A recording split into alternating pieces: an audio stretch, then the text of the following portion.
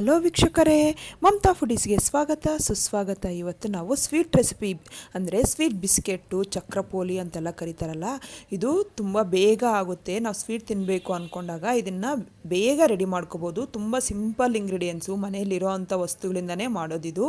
Taste ಅಂತೂ ಬೆಣ್ಣೆ ಥರ ಬಾಯಲ್ಲಿ ಇಟ್ಕೊಂಡ್ರೆ ಕರಗೋಗ್ತಾ ಇರುತ್ತೆ, ಅಷ್ಟು ಚೆನ್ನಾಗಿರುತ್ತೆ. ಬನ್ನಿ ಹೆಂಗೆ ಮಾಡೋದಂತ ಹೇಳ್ಬಿಟ್ಟು ನೋಡೋಣ. ಫಸ್ಟು ಒಂದು ಬೌಲ್ಗೆ ಅರ್ಧ ಕಪ್ಪು ಸಕ್ಕರೆ, ಅರ್ಧ ಕಪ್ಪು ತುಪ್ಪ, ಅರ್ಧ ಕಪ್ಪು ನೀರು,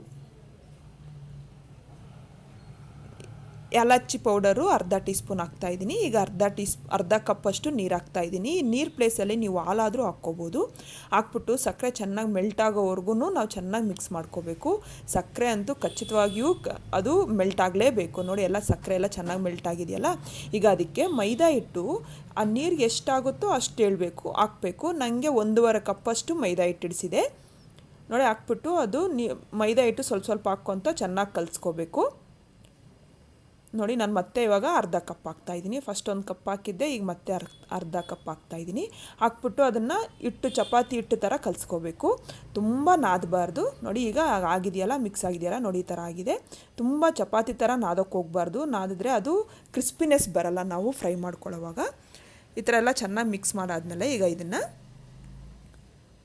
ಒಂದು 10ರಿಂದ 20 ನಿಮಿಷ ನೆನೆಯಕ್ಕೆ ಬಿಡಬೇಕು ಅದನ್ನು. ನೋಡಿ, ಈಗ 20 ನಿಮಿಷ ಆಗಿದೆ. ಅದು ಹಿಟ್ಟಿನ ಸಾಫ್ಟಾಗಿ ತುಂಬ ಚೆನ್ನಾಗಾಗಿದೆ. ಇದನ್ನು ಒಂದು ಸುಮ್ಮನೆ ಹಂಗೆ ಎಲ್ಲ ಮಿಕ್ಸ್ ಮಾಡಿಕೊಂಡು ಈಗ ಇದನ್ನು ಒಂದೇ ಲೆವೆಲಲ್ಲಿ ಒಂದು ಅರ್ಧ ಇಂಚಷ್ಟು ಬರೋ ಥರ ನಾವು ರೋಲಿಂಗ್ ಮಾಡ್ಕೋಬೇಕು. ಈ ಥರ ತುಂಬ ತೆಳ್ಳಕ್ಕೂ ಮಾಡ್ಕೋಬಾರ್ದು.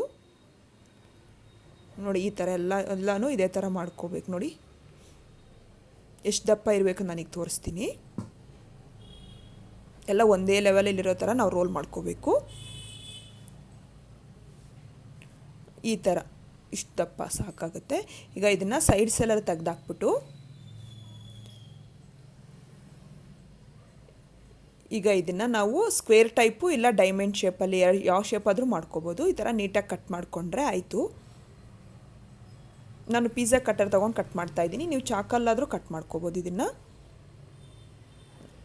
ಈ ಥರ ಎಲ್ಲ ಬೇಗ ಕಟ್ಟಾಗುತ್ತೆ. ಸಾಫ್ಟಾಗಿರುತ್ತಲ್ಲ, ಈ ಥರ ಅಂದಿದ ತಕ್ಷಣ ಕಟ್ಟಾಗೋಗ್ಬಿಡುತ್ತೆ. ಮತ್ತು ನೋಡಿ, ಇದನ್ನು ನಾವು ಕೈಯಲ್ಲಿ ಈ ಥರ ಅಂದರೂ ಬರುತ್ತೆ, ಇಲ್ಲ ಒಂದು ಚಾಕು ಇಲ್ಲ ಯಾವುದಾದ್ರು ತೊಗೊಂಡು ಈ ಥರ ಅಂದ್ಬಿಟ್ರೆ ಎಲ್ಲ ಬಂದುಬಿಡುತ್ತೆ. ಎಲ್ಲ ತೆಗೆದು ನಾನು ಒಂದು ಪ್ಲೇಟ್ ಮೇಲೆ ತೊಗೊಂಡು ಇಟ್ಕೊತಾ ಇದ್ದೀನಿ. ಇವಾಗ ಎಣ್ಣೆ ಮೀಡಿಯಮ್ ಹೀಟ್ ಆಗಿರಬೇಕು, ತುಂಬ ಹೀಟ್ ಆಗಿರಬಾರ್ದು. ಮೀಡಿಯಮ್ ಹೀಟ್ ಬಂದಮೇಲೆ ಇದನ್ನು ನಾವು ರೆಡಿ ಮಾಡ್ಕೊಂಡಿದ್ದೀವಲ್ವ ಬಿಸ್ಕೆಟ್ಸ್ನ, ಇದೆಲ್ಲ ಎಣ್ಣೆಯಲ್ಲಿ ಹಾಕಬೇಕು. ಫ್ಲೇಮು ಮೀಡಿಯಮ್ ಫ್ಲೇಮಲ್ಲಿ ಇಟ್ಕೋಬೇಕು.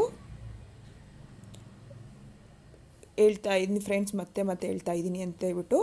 ಎಣ್ಣೆ ತುಂಬ ಹೀಟ್ ಆಗಿರಬಾರ್ದು. ತುಂಬ ಹೀಟ್ ಆಗೋಗ್ಬಿಟ್ರೆ ಒಳಗಡೆ ಅದು ಹಸಿಯಾಗಿ ಹಂಗೆ ಇರುತ್ತೆ, ಕ್ರಿಸ್ಪಿನೆಸ್ ಬರಲ್ಲ, ಮತ್ತು ಎಲ್ಲ ಈವನ್ನಾಗಿ ಅದು ಫ್ರೈ ಆಗಲ್ಲ. ಅದಕ್ಕೋಸ್ಕರ ಮೀಡಿಯಮ್ ಹೀಟ್ ಬಂದಿರಬೇಕು, ಫ್ಲೇಮು ಮೀಡಿಯಮಲ್ಲಿ ಇಟ್ಕೋಬೇಕು. ನೋಡಿ, ಅದು ಎಲ್ಲ ಸ್ವಲ್ಪ ಮೇಲೆ ಬರುತ್ತೆ. ಮೇಲೆ ಬಂದಮೇಲೆ ನಾವು ಇದನ್ನು ಇನ್ನೊಂದು ಸೈಡ್ಗೆ ಫ್ಲಿಪ್ ಮಾಡ್ಕೋಬೇಕಾಗುತ್ತೆ. ನೋಡಿ, ಲೈಟ್ ಗೋಲ್ಡನ್ ಕಲರ್ ಬರ್ತಾ ಇದೆಯಲ್ಲ, ಈ ಥರ ಅದ್ರ ಕಲರ್ ಚೇಂಜ್ ಆದಮೇಲೆ ನಾವು ಎಣ್ಣೆಯಿಂದ ತೆಗಿಬೇಕು.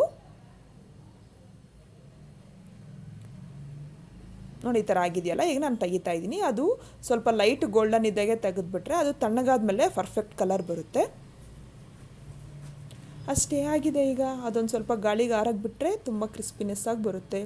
ನೀವು ಮನೇಲಿ ಟ್ರೈ ಮಾಡಿ. ಇಷ್ಟ ಆದರೆ ಲೈಕ್ ಮಾಡಿ, ಶೇರ್ ಮಾಡಿ. ನನ್ನ ಚಾನಲ್ಗೆ ಸಬ್ಸ್ಕ್ರೈಬ್ ಮಾಡೋದು ಮಾತ್ರ ಮರಿಬೇಡಿ. Thank you.